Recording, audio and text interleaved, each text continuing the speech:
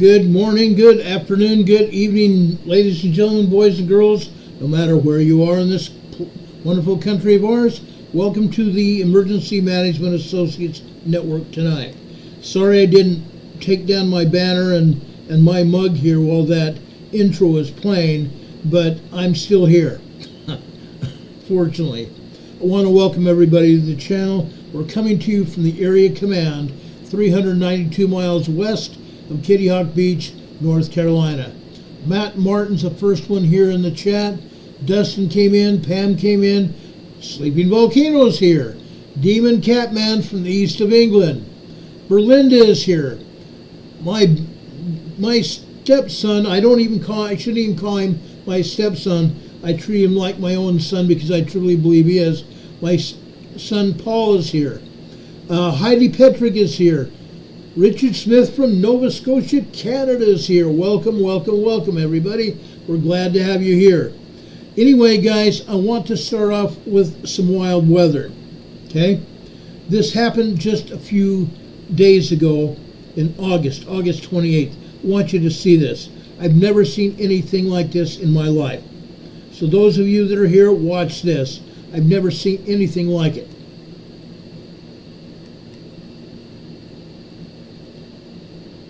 Look at that.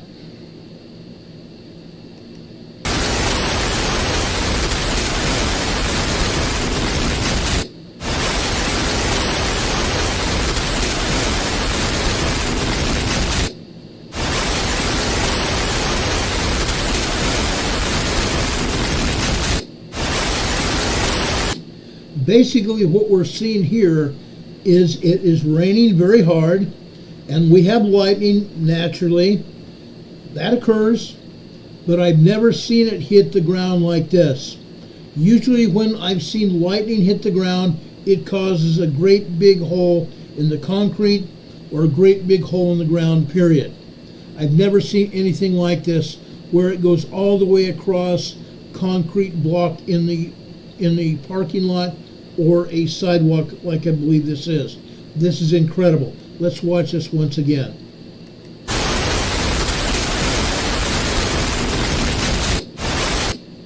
Notice the blackness on these blocks after the lightning strikes.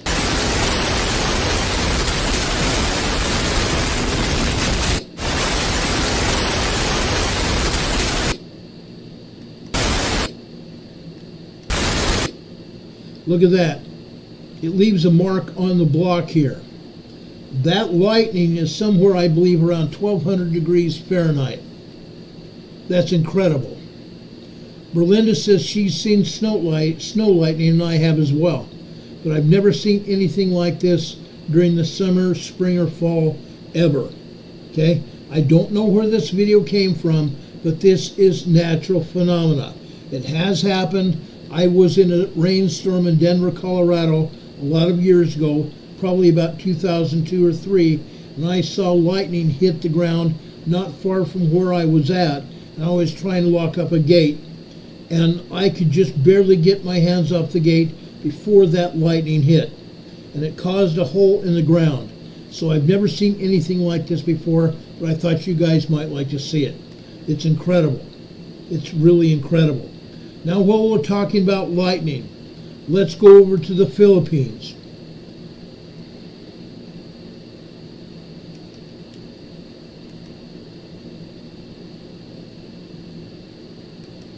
Sorry about that.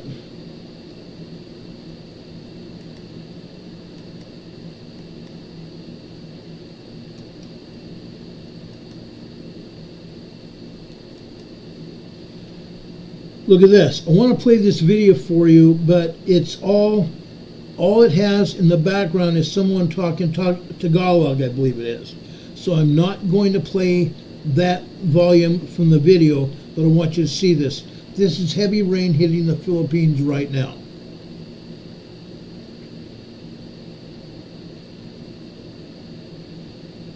This is flooding occurring in Luzon, San Luis, Antipolo City, Rizal, Philippines. Look at that. This is a storm, somewhat like a typhoon.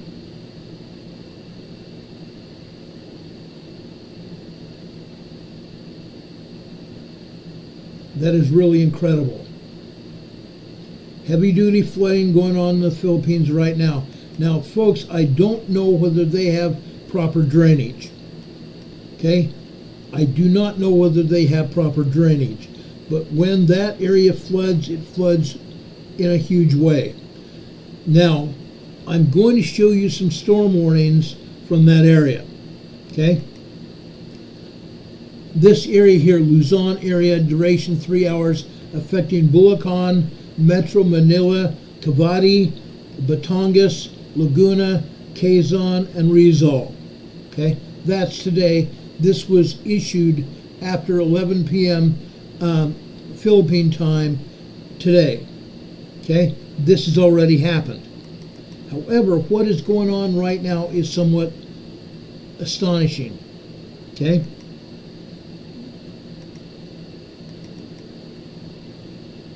Look at this. Heavy rainfall warnings after 5 a.m. this morning. Tarlac, Cavite, Rizal, Bulacan, Pampanga.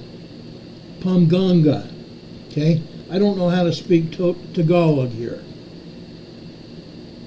I honestly don't know how to speak Tagalog.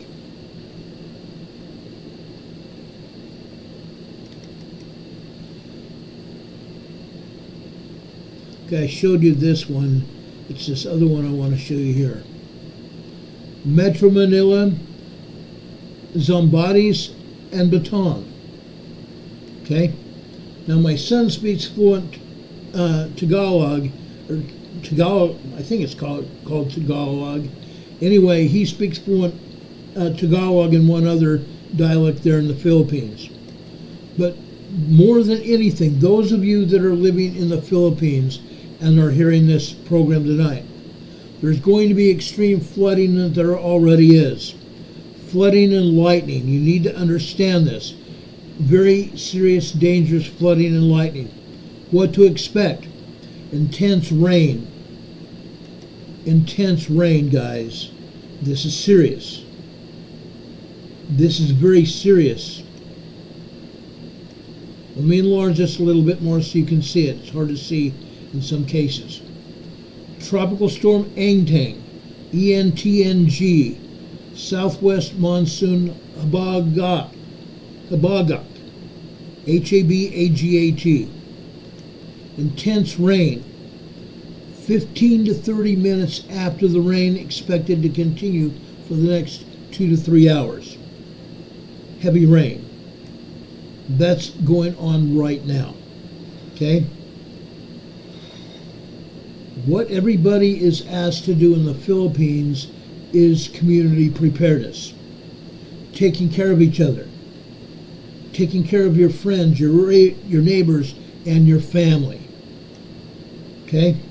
Now, they've got warnings up all over the place in the Philippines, and not just that, warnings up, but they've been talking about this for several days before this storm even hit. Now, I want to go even further than that. I want to show you what's going on. I want to show you weather radar right now. Look at that. The black areas is heavy rainfall and thunderstorms. That black area is heavy rainfall and thunderstorms. The orange area and the dark red area are also heavy-duty thunderstorms and rain. The green areas are heavy rain. The green areas are heavy rain. As you can see, there's many storms mixed in with this storm. Many thunderstorms and very dangerous lightning. As we've said before, when we've had these here coming into the United States and elsewhere, heavy lightning coming with these storms, you need to be prepared for it. Everybody needs to be prepared for it. This is dangerous. This is very dangerous. People get killed every day in these kinds of storms. All I can say for the Philippines, you folks need also to be prepared with food and water. This storm is going to be ongoing for several hours. Okay? Be there. Be prepared. You don't have to be scared, but you need to be prepared. Stay indoors whenever possible. Do not go out in the storm. Heavy rains, wind rising up to probably 50, 60 miles an hour. That's no joke. These kinds of storms can kill you. These kinds of storms can kill you. Now we have somebody in the chat that says Jesus is the Christ. He is. But we need to stay on topic. I'm going to remove this chat because we need to stay on topic with what we're talking about here. Yes, Jesus is the Christ, but right now is not time to put that up. After our program is nearly over, we get into a devotional. And then I have no problems for anybody talking about Jesus Christ. Yes, he's our Savior. But right now is not the time to talk about it. Okay? Please hang in here with me. Okay? The Philippines is getting hit with weather. Heavy-duty weather. Now, we are expecting a storm here in the United States in the Gulf of Mexico. It's going to happen very shortly. We will keep you up to date. Probably tomorrow we'll talk more about that. But you very much need to pay attention to what's going on. Richard Smith is putting up notes about the earthquakes in Hawaii. Earthquakes are continuing to hit in Hawaii all over the place, mostly in fern forest just southeast of Kilauea and over into Leilani Estates to the northeast of Kilauea over there. Leilani Estates, if you remember, the fern forest in Leilani Estates back in 2019 had a bunch of fissures that opened up. After Kilauea volcano and Pu'u'o'o volcanoes drained out. The lava in those volcanoes drained out back into the ground. For several days, scientists wondered where that lava went. It went into the underground. And a couple days later, it started showing up in fern forest in Leilani Estates. It destroyed 1,500 homes. It made people homeless. I think there was 5,000 people homeless when that happened. Right now, over in that area, we have the fissures that have closed up. But underneath that lava all over the ground, some areas are still warm. You need to be very careful if you're walking in that area. Very, very careful. And those fissures that had opened up, some of those fissures became craters and cones. What happened? The lava built up, okay? They kept fountaining out of the ground, and that lava formed a crater or a cone. Some of those craters and cones are now named volcanoes. The Hawaiian people named them volcanoes. Okay? We talked about this before. We are watching Hawaii with a fine-tooth comb because we expect something more to happen. Even the USGS Hawaii Volcano Observatory has been saying that for several weeks now. We're keeping a close eye on the big island of Hawaii. Now, I want to talk about a couple other things here before we leave this program today. Now, I want to show you something, and this is very important to understand what is going on. In a minute, I'm going to show you the USGS map. But first, I'm going to show you this. Okay? This happened yesterday morning. I'm sorry, not yesterday morning. This happened this morning. The earthquake I'm going to show you in a minute happened yesterday morning. This earthquake happened this morning off the coast of Bandon, Oregon. Just off the coast of Bandon, Oregon. As I have explained this to you on Friday and earlier last week, the red line closest to the shoreline here is the Cascadia subduction zone.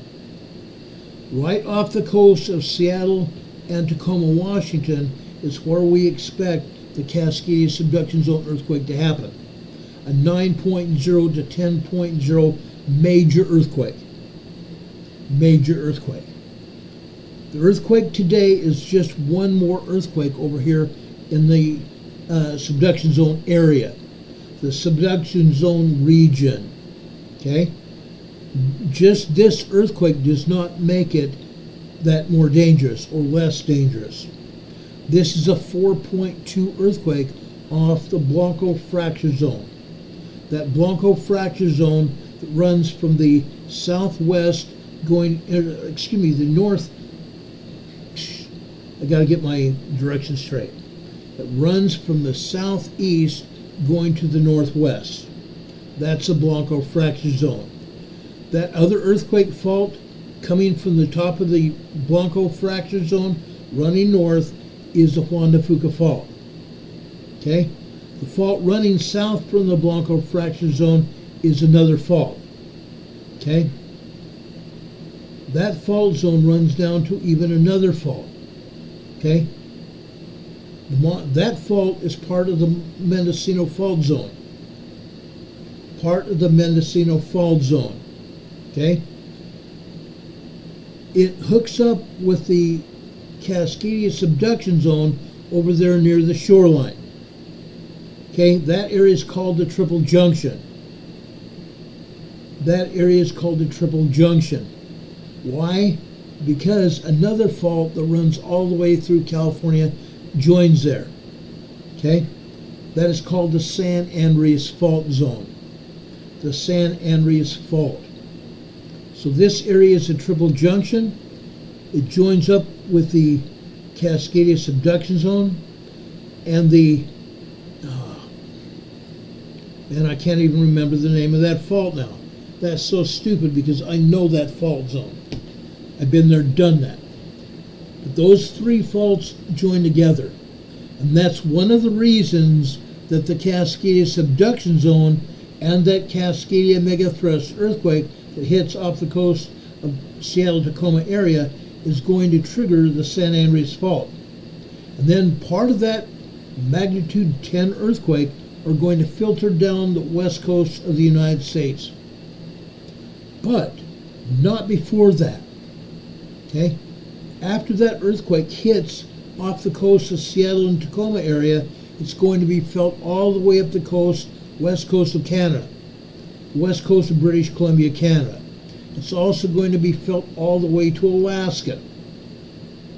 So Alaska's going to shake, Canada's going to shake, Washington, Oregon, and California are going to shake, and possibly even northern Mexico. It's going to be a big deal. As I explained last week, the Cascadia subduction zone earthquake will be felt across the entire continent, across the entire North American continent. Okay? From Seattle out to the East Coast. From Seattle all the way up over into Nova Scotia, Canada. From Seattle all the way down to Florida. That earthquake is going to be a huge deal. Ray Spur says the Juan de Fuca, no, you're talking about the earthquake fault to the north of the Blanco fracture zone. I'm talking about the Gorda Escarpment to the south. There it is, I remembered it. The Gorda Escarpment to the south hooks up with the Cascadia subduction zone and the San Andreas Fault. Okay? And then the San Andreas Fault goes all the way through California, all the way down to southern Mexico, along the coast of southern Mexico. Okay? Everybody needs to understand what's going on here. Richard Smith is reporting a small 3.2 offshore earthquake from Coquimbo, Chile, northern Chile today. There's been about 30 earthquakes in Chile today. 95% of those are in Chile. Yes, we have some minor earthquakes hitting up in Colombia in South America. But about 90% of those earthquakes hitting in South America are along the coast of Chile. Okay? All over that area. Coquimbo, Chile had an 8.0 earthquake back in the 90s. An 8.0 earthquake, a major 8.0 earthquake in the 90s. Okay? It's going to happen again. I can almost guarantee it's going to happen again. Okay? Does anybody have a question about what happened today off of Bend in Oregon?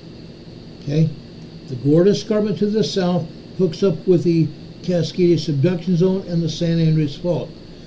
To the west of the Gorda Escarpment, we have the Gorda Plate, the Gorda Ridge.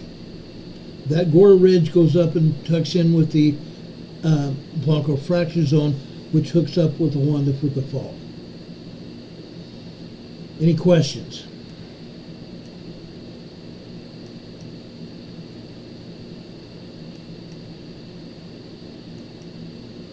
Okay, let's go talk about the USGS earthquake map.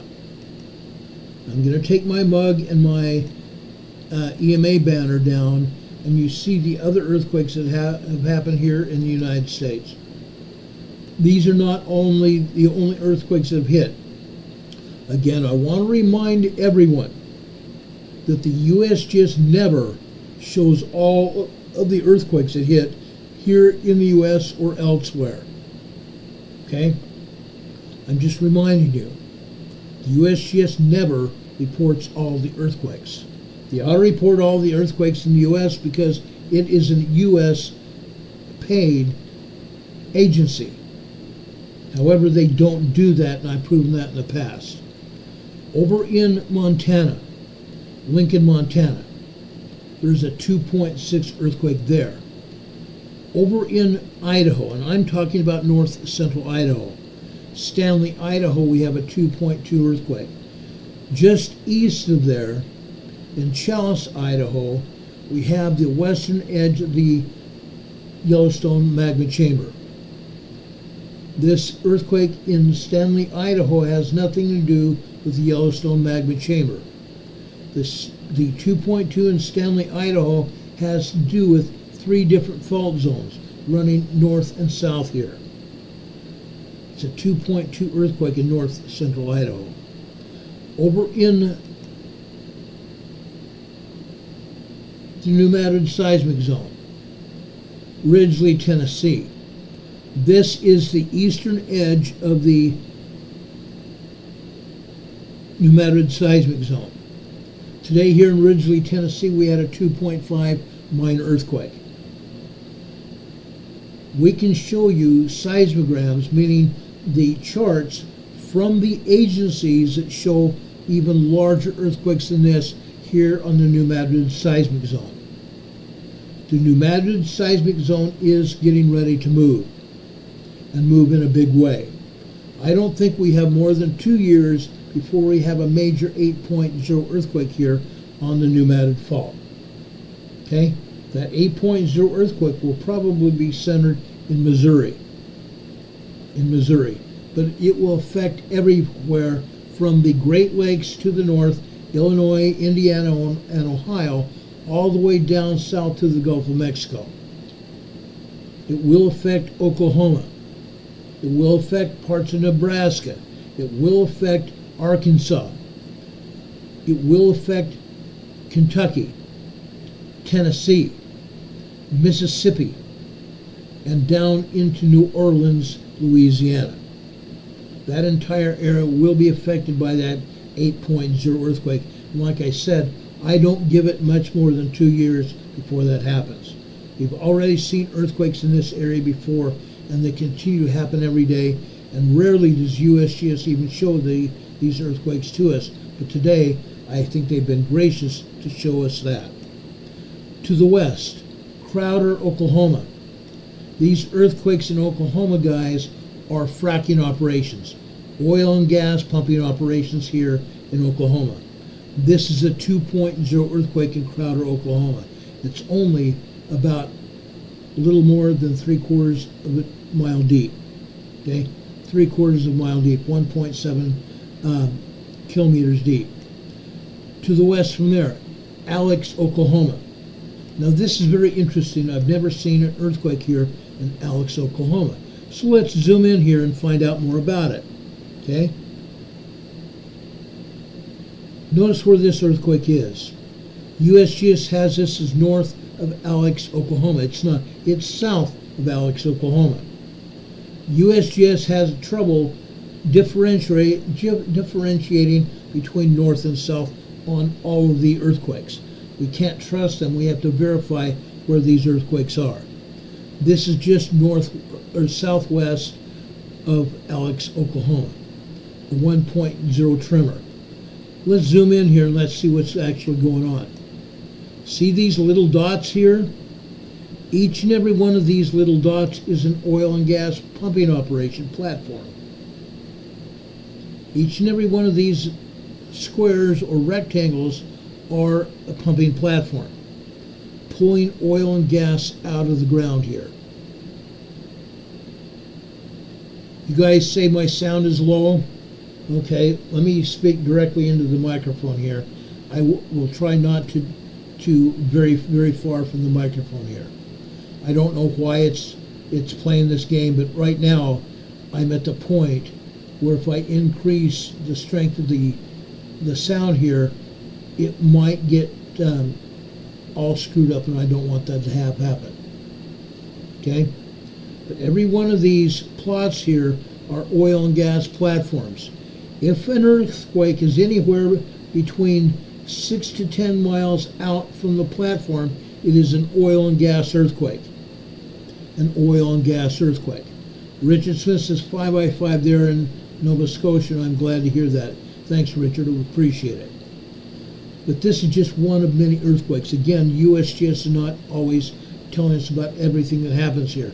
If I went to the EMSC map, we might even see more. Okay? We go down here to West Central Texas. Okay? I want to show you this briefly here. This is a 1.3 tremor over here in Stanton, Texas. We've been here before, but for those people that are brand new here, I want to zoom in where this earthquake is. Again, every time you see one of these dots here, or a square or a rectangle, these are oil and gas pumping operation platforms. Just to the north of this earthquake, this is the closest we can zoom in here. You can see the oil and gas pumps and jacks here on that platform.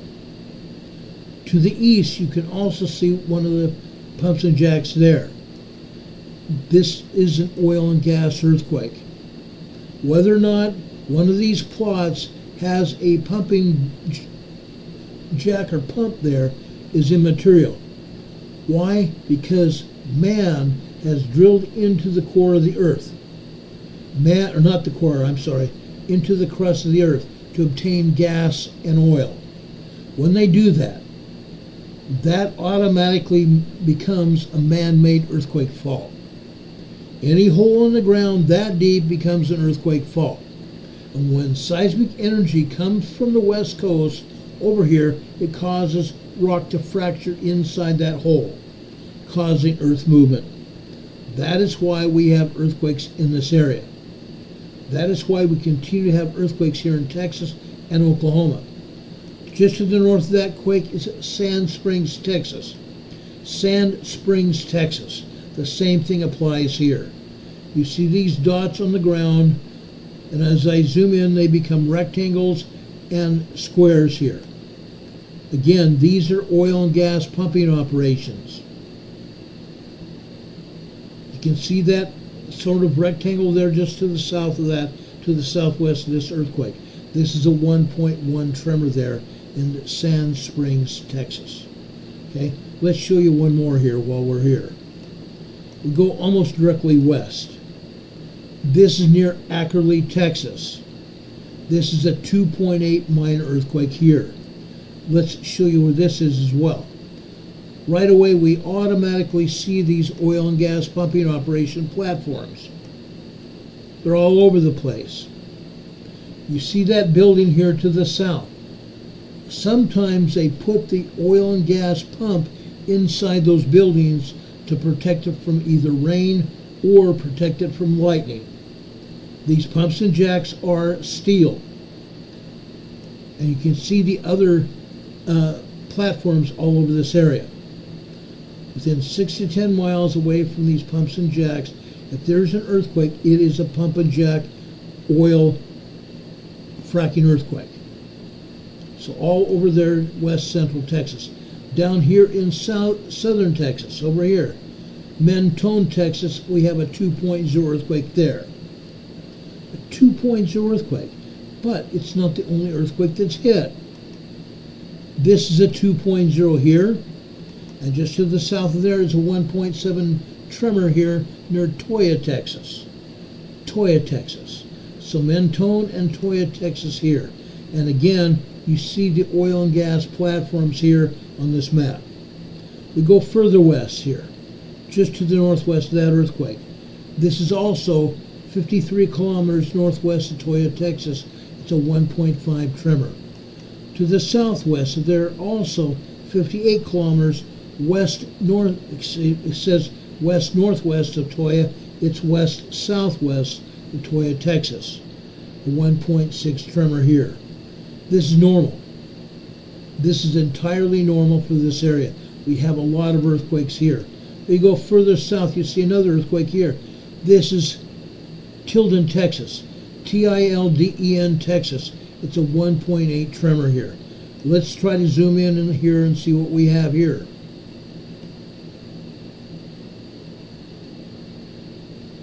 Okay, look at that. Look at all these oil and gas pumping operations here. Over in Oklahoma, I'll tell you there's over 586,000 pumps and jacks just in Oklahoma. I have no idea how many pumps and jacks are here in Texas. It's huge. The numbers got to be off the wall. Okay? Off the wall. Spinderella says it looks like they are trying to create crash points to soften the blow of the Pacific Plate into the North American craton. That has nothing to do with it. These are not crash points. These are oil and gas pumping operations. They aren't crash points at all. It's not going to, these pumps and jacks, these man-made earthquake faults, these holes in the ground that are pumping oil and gas out here to the pumps and jacks are not going to soften the blow of the Pacific Plate slamming in underneath the North American plate. They're not going to soften the blow at all. But folks, this is a 1.8 tremor here. Tilden, Texas. A fracking operation here. Look at that. Pumps and jacks all over here. I'm going to try to look and find out how many pumps and jacks are in Texas. The numbers got to be staggering. Over here in Southern California.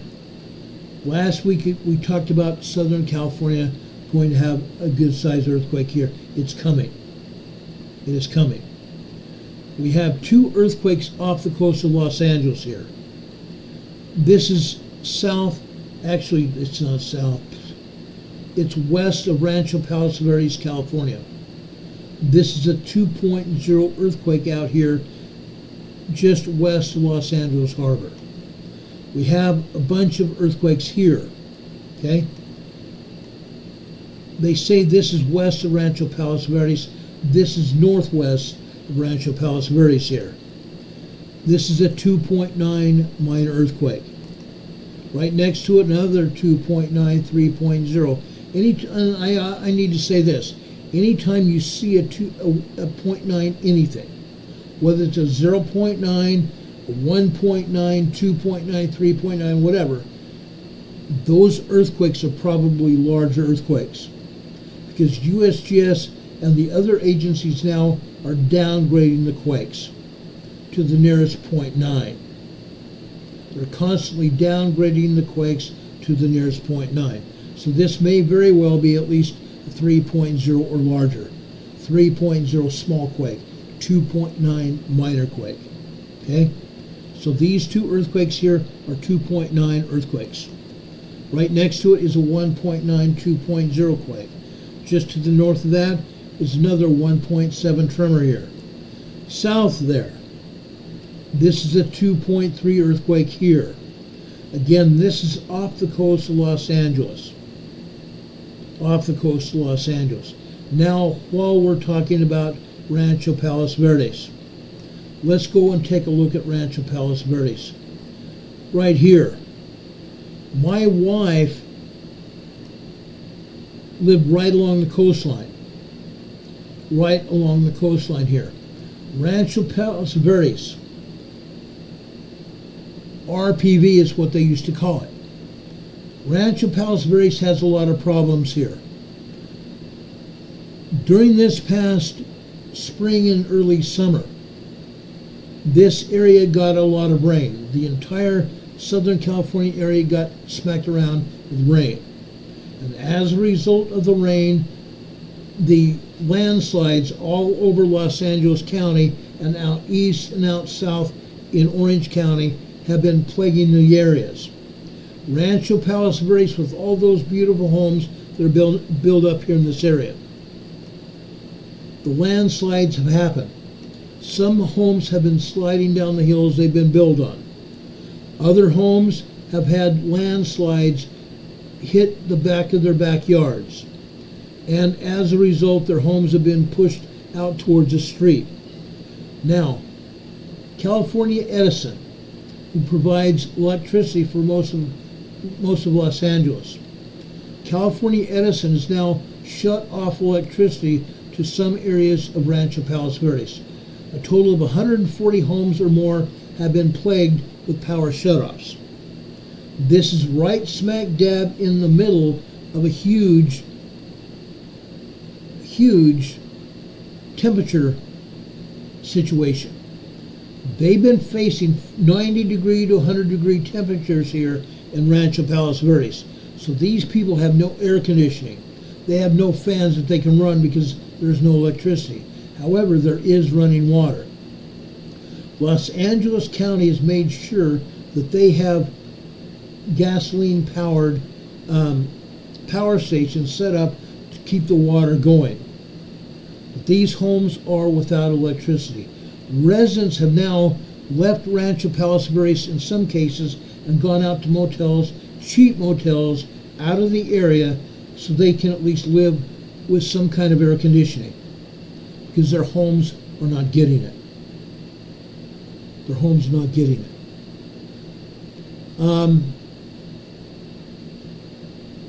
Danny Skylark says crystals are literally crushing through the rock massive by the coast, and it's beautiful. I agree. The crystalline rock structures are beautiful, but the landslides are not. The landslides are nothing but a hazard. A hazard to everybody. I don't know the exact population of Rancho Palos Verdes. Carol, my wife, may be monitoring this channel right now, as my son is. Carol, if you're here, please come upstairs and let me know approximately how many homes you see over in Rancho Palos Verdes. She used to live just west of there. This is incredible. The land is sliding downhill, and the homeowners have been evacuated. Some of them. Some of them have tried to stay in place to try to protect their homes or shore up the homes from the landsliding. But the land is sliding all over the place there in Rancho Palos Verdes, RPV. I guess Carol isn't here in the chat or watching the program right now. I know she came in at the beginning, she was watching it. That's what's happening here in RPV, guys. This is mission critical here in Southern California right now. At least 140 people are outside their homes. They have no electricity. Okay? Incredible. It really is. I heard and saw the report today, and it's very, very bad. Very, very bad. Now, right here, this is where my wife grew up. Right in this area here, right next to the coastline.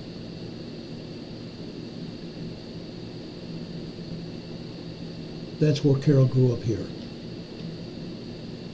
Now, I don't know why I can't remember the town she grew up in. You'd think that I would know, but I can't remember for whatever reason. I don't remember. But it's very dangerous there, guys. It's very, very dangerous.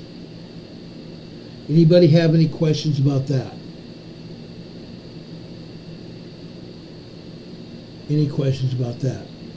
Now, some of this landslides may have to do with earthquakes as well. As we reported to you a couple weeks ago, we had earthquakes over here in Pasadena, California area. A ton of earthquakes here in the Pasadena area. Since then, We've gone north and we've seen earthquakes over here in the Grapevine. A lot of earthquakes over here in the Grapevine, and those earthquakes are continuing. USGS is not talking about it. For whatever reason, USGS is not talking about the Grapevine right here. And yes, I believe we're still getting hit with some earthquakes in Pasadena, California. It's crazy, guys. And you can see earthquakes here in North San Diego County and over here in Orange County as well. For example, this is the Redlands, Orange, California. This is a 1.8 tremor here just alongside the San Andreas Fault. To the north, this is Fontana. Now, unfortunately, USGS is not showing us what's going on in Fontana. It's unfortunate because this area is getting hit with earthquakes. It's not just a 1.0 tremor as USGS is reporting here in Fontana. We have 2.0, 2.5, and even 3.0 earthquakes happening here in Fontana, and I will tell you more about that tomorrow. Okay, Fontana up here is getting hit right next to the Elsinore Fault and also right next to the San Andreas. That is why we're getting earthquakes here.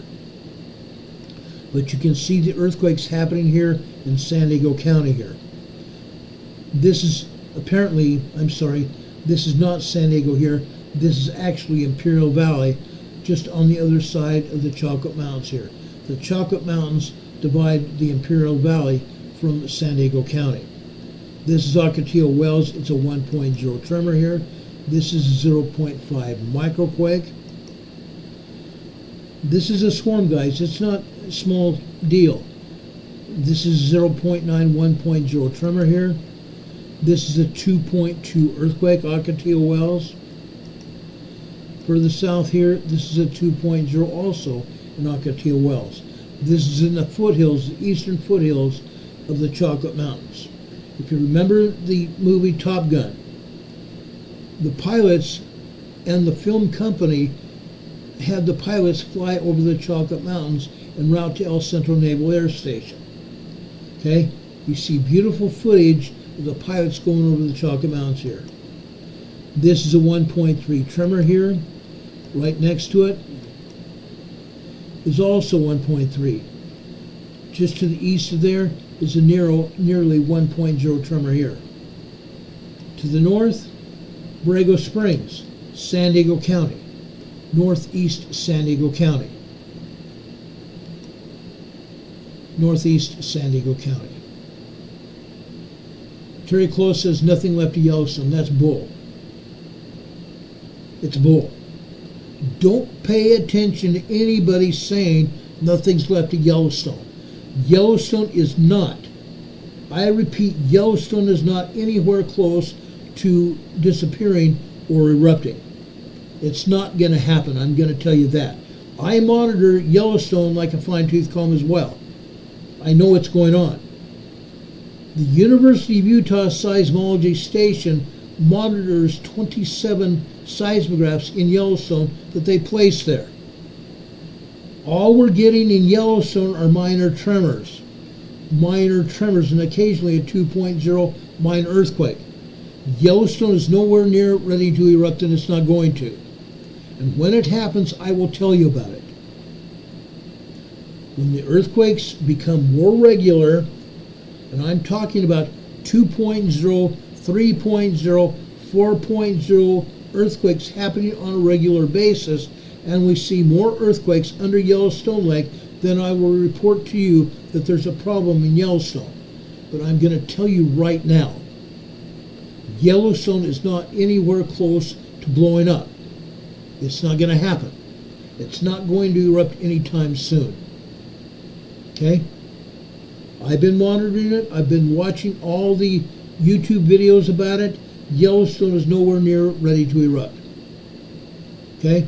Anybody that says it is putting up false information. Please do not listen to it. Please do not listen to it. Now, just because the USGS doesn't show any earthquakes here in Yellowstone, up here to the north, Just because they're not showing it doesn't mean it's not happening.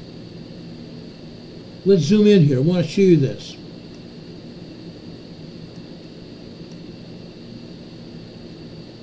This is Yellowstone Lake. That's Yellowstone Lake. USGS is not showing anything there at all. Usually USGS will show a 2.2, 2.3, 2.5 earthquake here in Yellowstone Lake.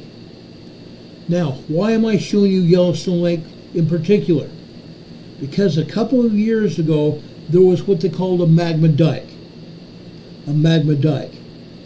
Let me bring down this map just right now.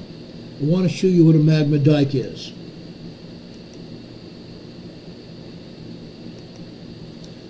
A magma dike is this, okay?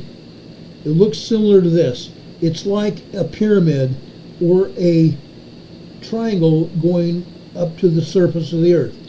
Down deep in the crust of the earth, magma is trying to force its way to the surface, just like we've seen in Iceland during the past week and a half.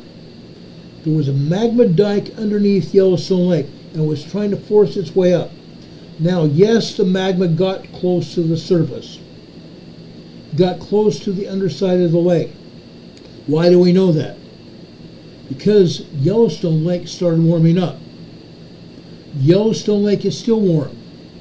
Yellowstone Lake warmed up far enough where it killed off the fish in Yellowstone Lake. There were cutthroat trout, there were rainbow trout all over that lake. Now there's not. Those fish have died off from the sulfur dioxide coming up from the magma underneath and the warmth of the water.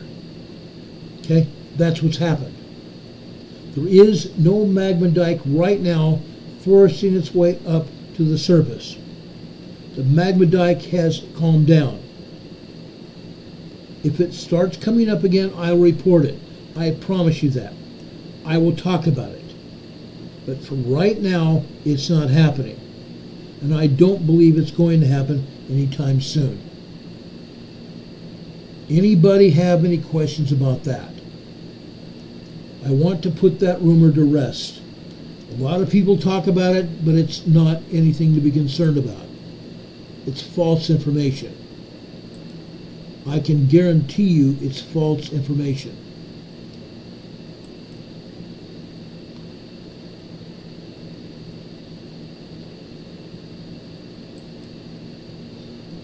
Hold on for a second, guys.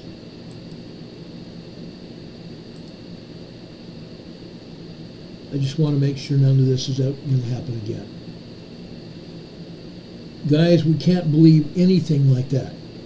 I will be the first to talk about it. Mary Greeley might even beat me. Mary Greeley is here on YouTube, and she's very good. Mary Greeley is an expert when it comes to Yellowstone. But even Mary Greeley gets a little bit excited. Mary Greeley is a friend of mine. I pretty much trust Mary Greeley to the nth degree. But I double check what Mary Greeley says as well. Okay?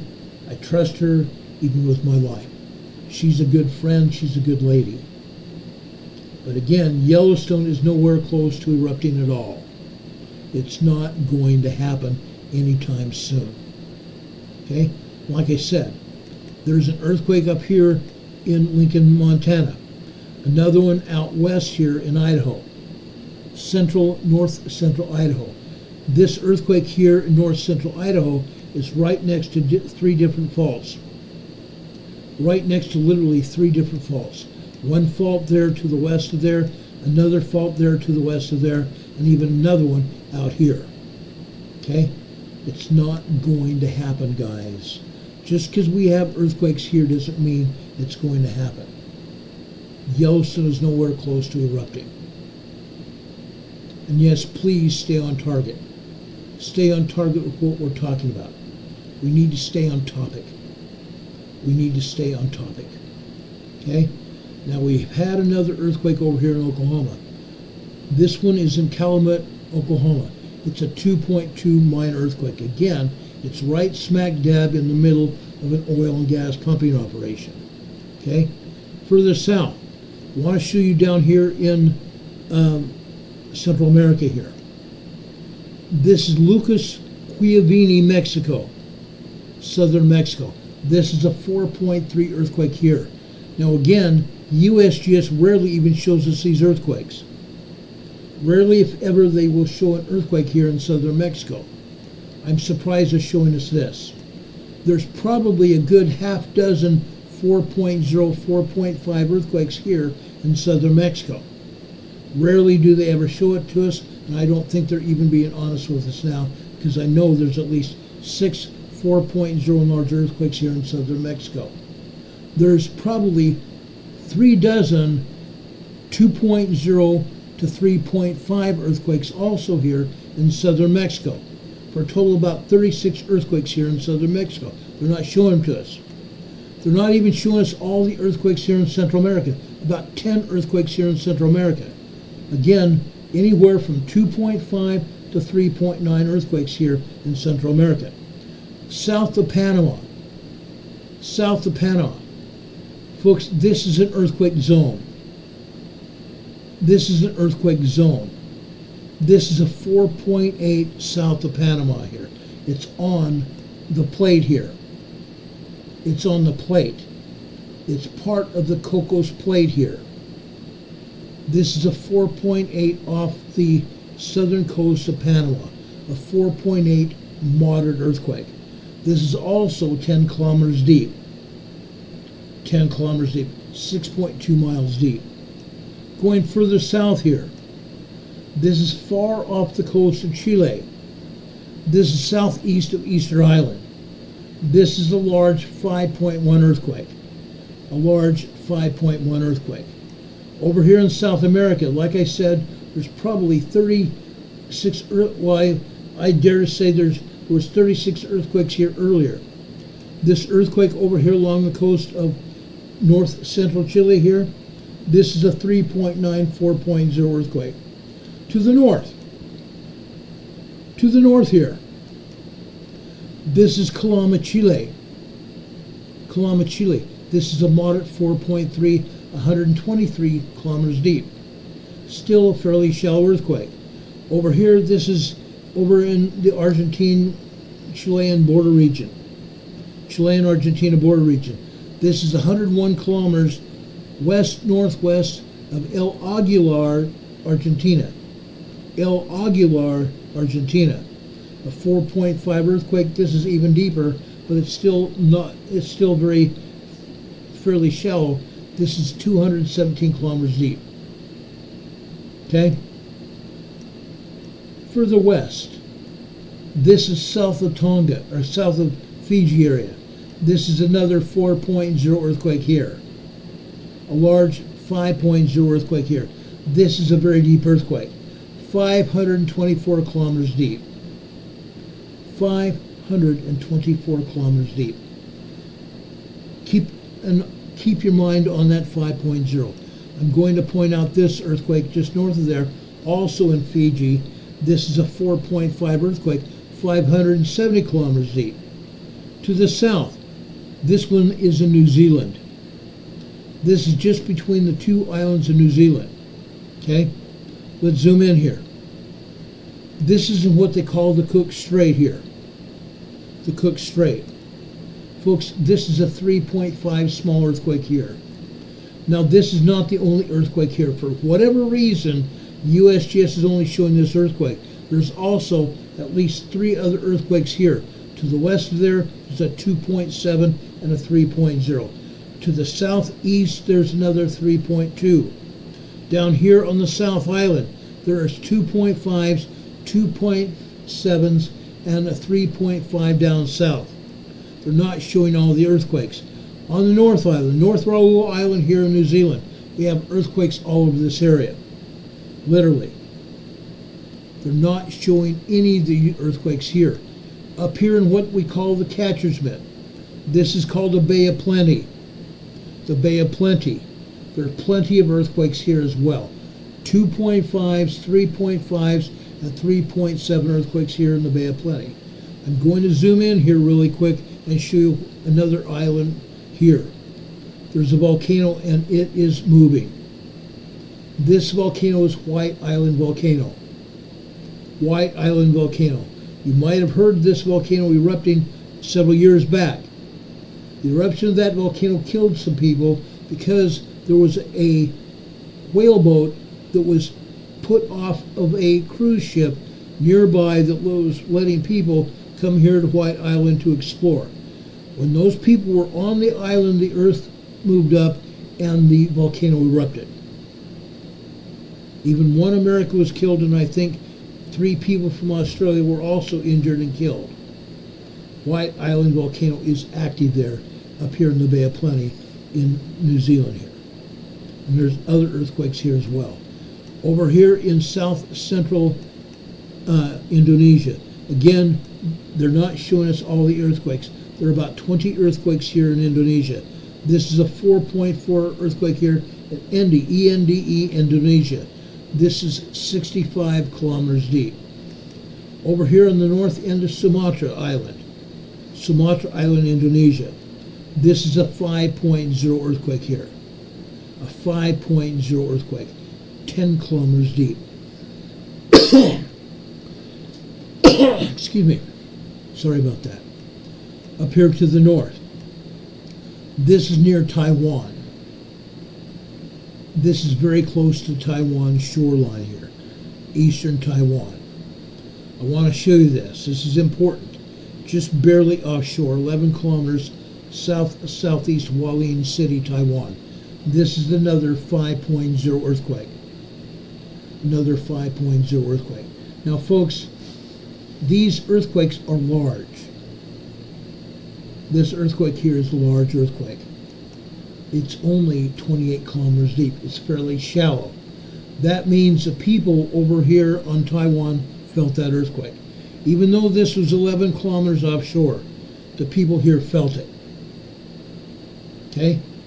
There probably was no damage because most of the waves, the strong earthquake waves from that earthquake were absorbed by the ocean waters.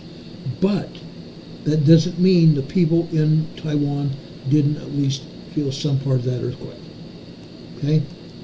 Now, I'm not going to show you any more earthquakes here on the USGS map. There's nothing to be really concerned about at this point in time. There's nothing really to be concerned about at this point in time. Sorry about that. I'll come back to that in a minute. Does anybody have any questions about the earthquakes worldwide? There are earthquakes happening over in Greece. There's about 25 earthquakes that have happened in Greece. There's about 30 earthquakes that happened over in eastern Turkey-Syria border region. Those earthquakes in the Turkey-Syria border region have happened because of one thing. A year and a half ago, there was a major earthquake there. A 9.0, 10.0 earthquake in the Turkey-Syria border region. A big deal. A major deal there. Now, I wouldn't tell you about it, but it was a bad deal. And that's why we're getting earthquakes in the Turkey-Syria border region today. Now, I'm having to refresh my monitor here because the chat was frozen for whatever reason. So I'm refreshing, just to let you know I'm refreshing our video here on my monitor. Because I am trying to keep track of what's going on here in the chat. Charlie's here. U.S. born and raised on the West Coast. Thank you for being here, Charlie. We appreciate you. How soon before a tsunami? It's not going to happen. We don't have any major earthquake anywhere that's going to cause a tsunami. It's not going to happen. We have to have at least a 6.5 earthquake to cause a tsunami. It hasn't happened. Now, I wanted to show you this. Okay? I want to show you an image that happened of an earthquake that happened yesterday. And it's an important thing. This one happened in Bougainville, Papua New Guinea, yesterday. It was a 6.6 major earthquake. a 6.0 major earthquake, and it was east of Bougainville, Papua, Indonesia. 6.6. Now this earthquake happened earlier in the day yesterday morning, 10:14 a.m. Hawaii Standard Time. A magnitude 6.6, very strong earthquake. Just over 2 hours later, the all clear was given to Hawaii. Based on all available data at the time, the Pacific Tsunami Warning Center said that there was no tsunami threat to Hawaii. It takes at least a 6.5 earthquake to hit and register a tsunami. It takes at least a 6.5 earthquake to hit and register to cause a tsunami. This was a 6.6. If there was any tsunami, it might have only been here in this area. A tsunami of maybe 2 feet high. But there was no real tsunami threat to the southern Pacific area. Okay? There is no earthquake right now, either in the Pacific, the Atlantic, or anywhere else that's going to cause a tsunami. Not going to happen. Not going to happen. Charlie says in this chat, there have been predictions for an under the ocean near the Cascadia. Yes. Again, you were not here I don't think you were here earlier when we talked about that. There was a 4.2 off the coast of Bend in Oregon. A moderate 4.2. Again, the only time we're going to have an earthquake that causes a tsunami is if it's a larger earthquake over a 6.5 earthquake. 6.5 and over that. 6.5 and larger. That has not happened. When the Cascadia megathrust earthquake happens, it's a different story. That earthquake, like I said earlier, is going to be a 9.0, 10.0 earthquake. It's going to cause a tsunami wave of 100 feet to 150 feet tall. What the earthquake doesn't destroy, the tsunami will. That's another discussion for another day. If this earthquake yesterday morning happened down here in the South Pacific, no big deal. No big deal. There was no destruction or report of injuries or damage at all over here in Papua New Guinea or in the Solomon Islands.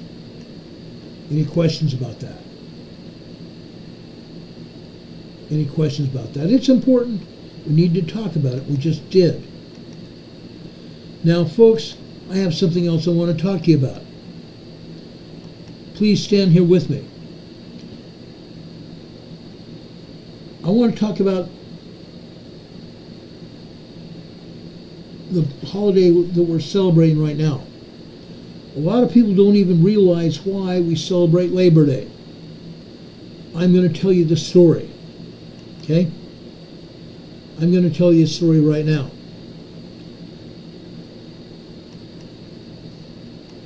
These two men are responsible for the holiday even beginning. Okay?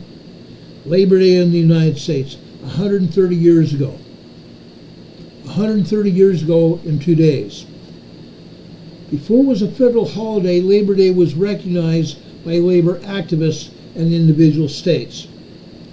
After municipal ordinances were passed in 1885 and 1886, a movement developed to secure state legislation. New York City was the first state to introduce a bill about Labor Day, but Oregon was the first state to pass a law recognizing Labor Day as a holiday. February 21st, 1887, Oregon recognized Labor Day. Okay?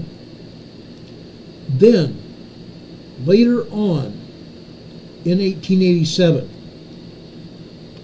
more legislation was passed all over the United States.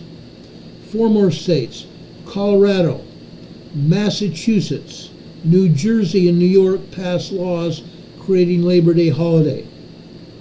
By the end of that decade, 1890, Connecticut, Nebraska, and Pennsylvania also followed suit.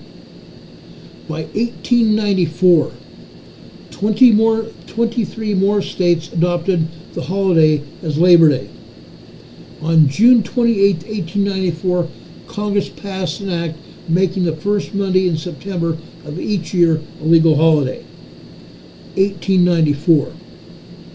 Observed the first Monday in September.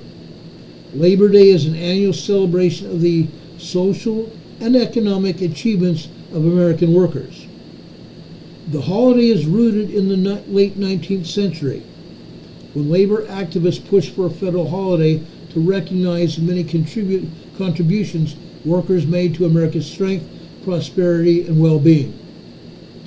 Who first proposed the holiday for workers? It's not entirely clear, but two workers made a solid claim to the founder of Labor Day title.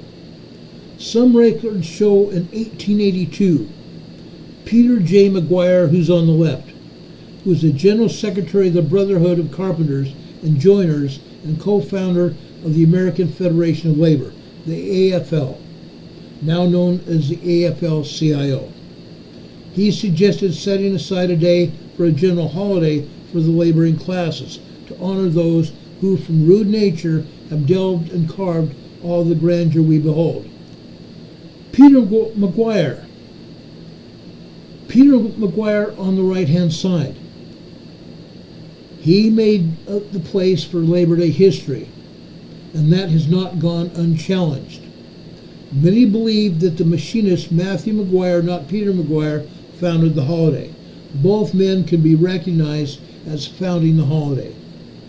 Recent research seems to support the contention that Matthew McGuire, later the secretary of the local 344 of the International Association of Machinists in Paterson, New Jersey, proposed the holiday in 1882, while serving as the secretary of the Central Labor Union in New York.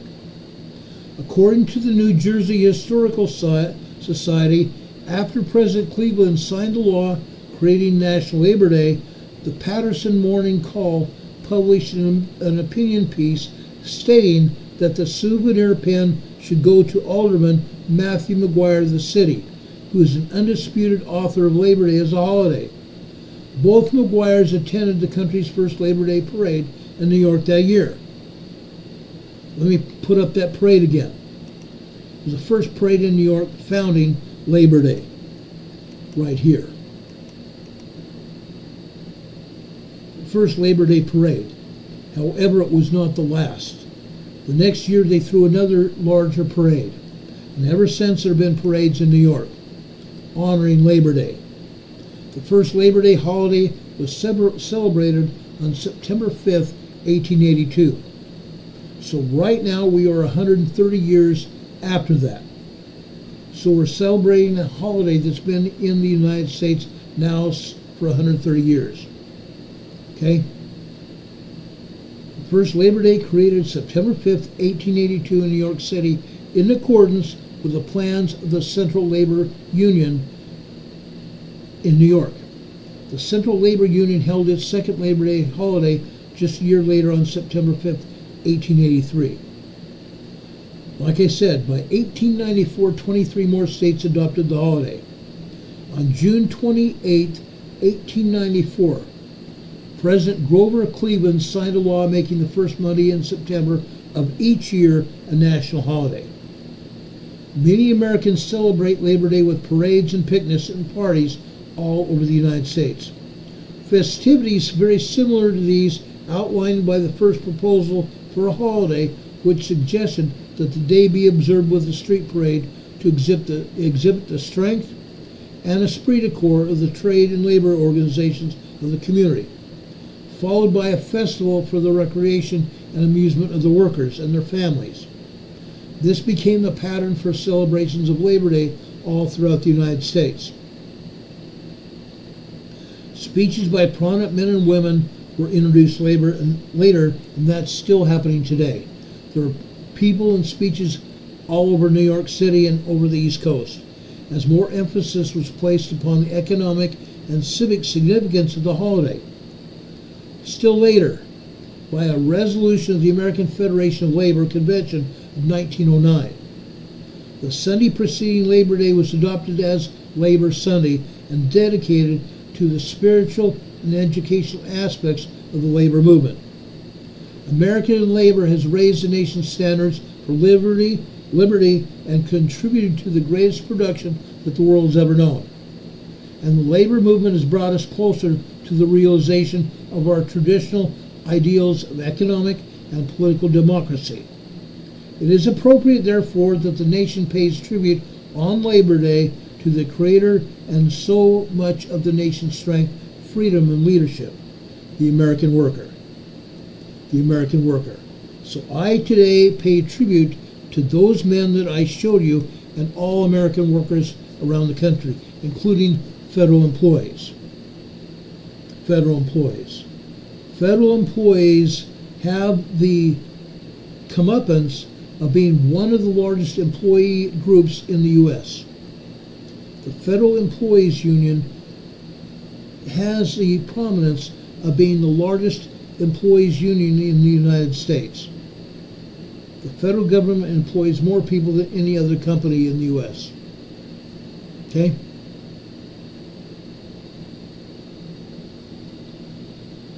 Guys, I don't want to see any infighting here by people in the chat. Everybody needs to keep a cool tool here.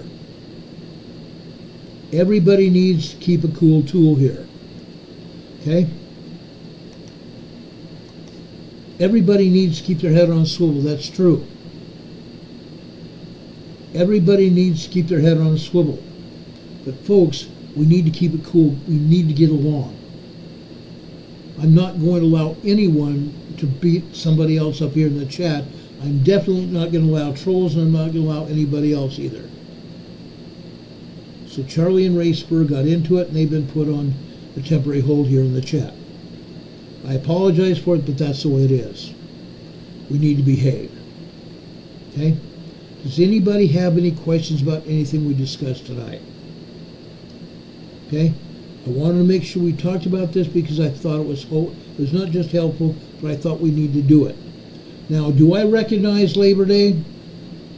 Have I gone out to see a parade? There's no parades being held here in Morganton, North Carolina.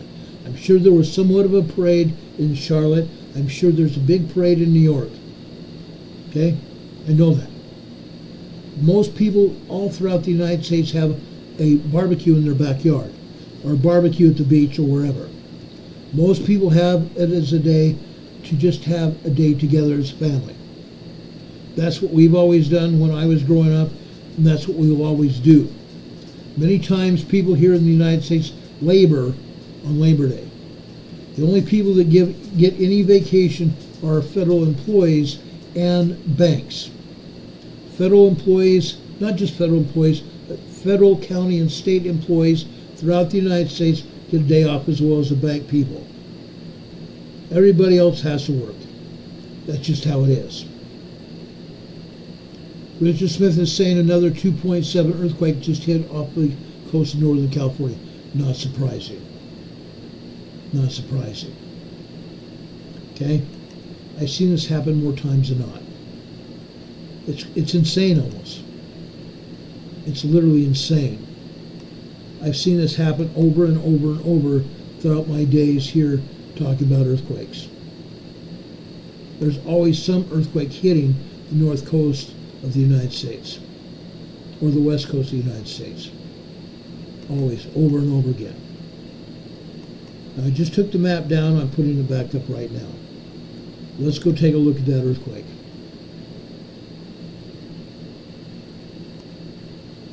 And there it is. There it is. Just off the west coast of the United States. Okay? Just where we saw those two earthquakes earlier, and yet the USGS has knocked them off, taking those earthquakes down. This is that 2.7 earthquake. This is on the Gourd Escarpment, right next to the Cascadia subduction zone. This is in that same area that we call the Triple Junction. In this case, instead of Petrolia, California, this is off the coast of Ferndale, California. Ferndale is a town just north of Petrolia. When we had a 6.7, actually 6.8 earthquake a couple years ago off the coast of Ferndale, it rocked this whole area. It rocked the entire area. It didn't cause the Cascadia earthquake to happen. But that 6.8 was in the southern area of the Cascadia subduction zone region.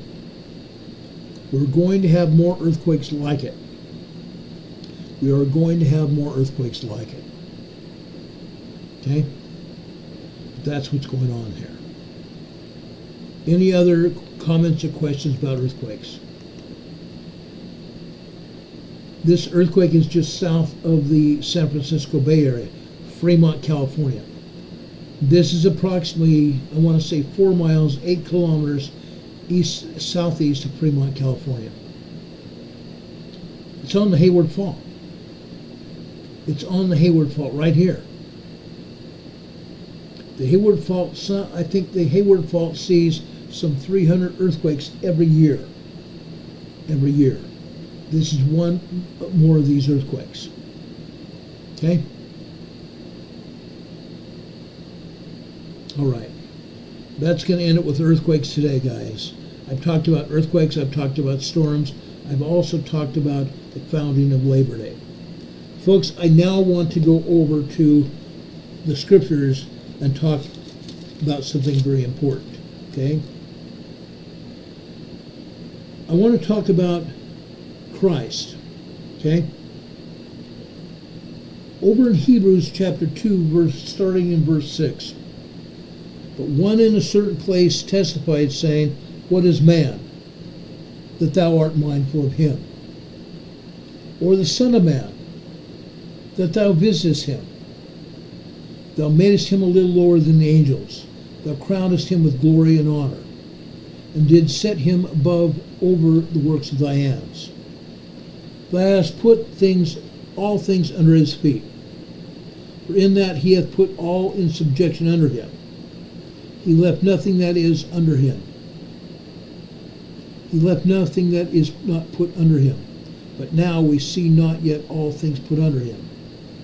But we see Jesus, who is made a little lower than the angels, for the suffering of death crowned with glory and honor, that he by the grace of God should taste death for every man. Jesus Christ gave his life for us. Jesus Christ crucified for us. His atonement started before that in the Garden of Gethsemane. And we know what happened. We love Jesus Christ. We honor him. We worship him. Folks, I love each and every one of you. I appreciate all of you that have been here with us today. I normally wasn't going to stay here more than a half hour. It's been over that. It's been here close to 2 hours now. Folks, I love each and every one of you. I thank you for all being here. Please like, subscribe to this program. YouTube has taken 7 people off our subscription list since Friday. Taken 7 people off the subscription list. Please check your subscriptions and make sure you're still subscribed. If you're not subscribed, please resubscribe, and when you do that, hit that little bell icon. There's a little bell icon to click on. When you click on that, click on the word ALL, all. That should get you subscribed and notified when we come on the air. If there's anything else that happens tonight, for example, we will come on the air as soon as the information becomes available. We always do. I wish you a very happy Labor Day. The sun has now gone down here, and pretty soon it's going to be dark. It's late dusk right now. Folks, I hope you have a great Labor Day. Enjoy yourselves. Be safe, and we'll see you tomorrow. Have a wonderful day, guys. We love you all. And thank you again for being here. We will see you on the other side. Good night, everybody. Much love.